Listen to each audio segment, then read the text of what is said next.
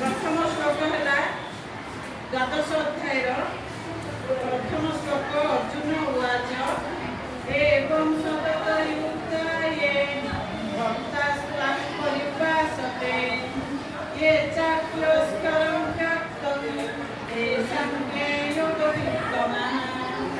अर्जुन पचारिले जो अनन्य प्रेमी भक्त माने पूर्वोक्त प्रकार निरंतर आपणक भजन ध्यान लगी रही आपणକୁ अर्थात सगुण रूप परमेश्वर को भजन करती एवं अन्य जो माने केवल अविनाशी सच्चिदानंद घन निराकार ब्रह्म को ही श्रेष्ठ भाव भजन करती सही दुई प्रकार उपासक मध्य अधिक उत्तम योगवत्ता क्यों माने बुझल पिला माने सी पचारुचंदी अर्जुन जो मैंने आपणकर अविनाशी सच्चिदानंद घन निराकार ब्रह्म को पूजा करती सी बड़ ना आपको जे भजन कीर्तन करती आपणकर साकार रूप को जे पूजा करती सी बड़ अर्जुन पचारि से भगवान कहते श्री भगवान उपाच से कहते मय्यादेश्य मन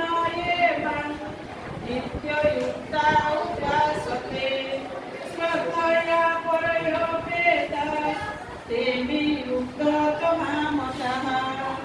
श्री भगवान कौन कहते मोठारे मन एकाग्र करी निरंतर मोर भजन ध्यान लगी रही जो भक्त मैंने अत्यंत श्रद्धार सहित मते अर्थात स्वरूप गुण परमेश्वर को उपासना करती से मो मतरे योगी मान मध्य उत्तम योगी कौन कहते जो मैंने मोठारे मन एकाग्र करी भजन ध्यान लगी रही श्रद्धार सहित मते सगुण परमेश्वर को उपासना करती से होती योगी मान मध्य श्रेष्ठ। तेणु आम कौन करवा सब नवथा भक्ति भक्ति करवा भगवान परमेश्वर को भजन कीर्तन मनन श्रवण एमती 9 प्रकार भक्ति अच्छी से भक्त माध्यम पूजा करवा। तृतीय श्लोक होती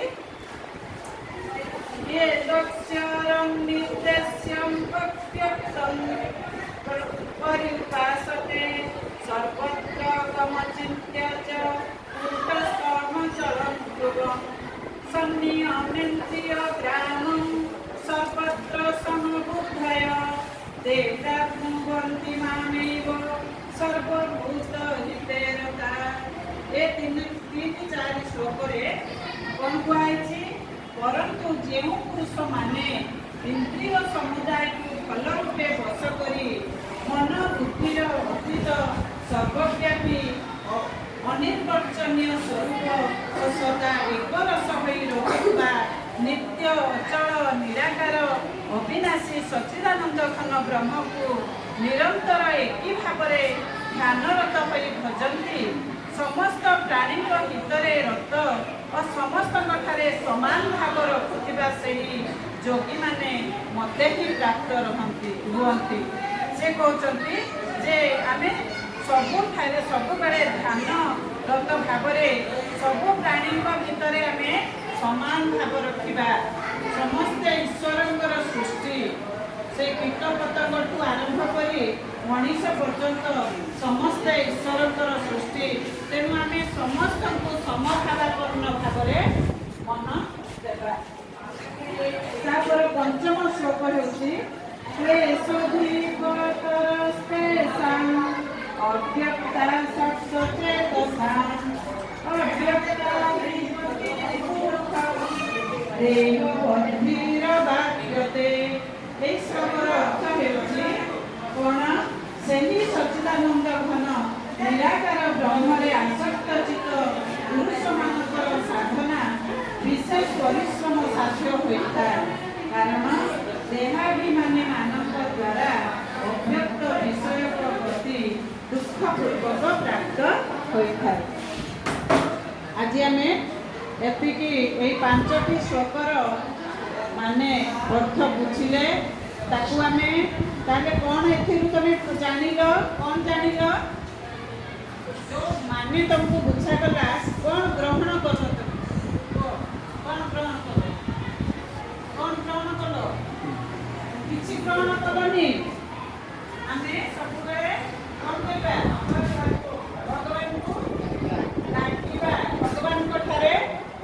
ମନ ରଖିବା ଆଉ ଭଗବାନଙ୍କୁ ପୂଜା କରିବା ଆଉ ଭଜନ କୀର୍ତ୍ତନ କରିବା, ତାଙ୍କର ନାମ ନେବା। ସବୁଠାରୁ ଶ୍ରେଷ୍ଠ ମନ୍ତ୍ର ହେଉଛି ହରେ କୃଷ୍ଣ ହରେ ରାମ।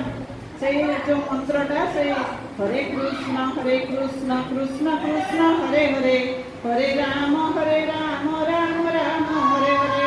ଏଇଟାକୁ ଜପ କରିବା। ଜପ ତପ ଏଇଟା କଲେ ନିଶ୍ଚିତ ଭାବରେ ଭଗବାନଙ୍କର ଆମେ ନିକଟବର୍ତ୍ତୀ ହେଇପାରିବା ଆଉ ତାଙ୍କ ସାନ୍ନିଧ୍ୟ ଲାଭ କରିବା। ଆଉ କ'ଣ ହେବା? ମୁକ୍ତି।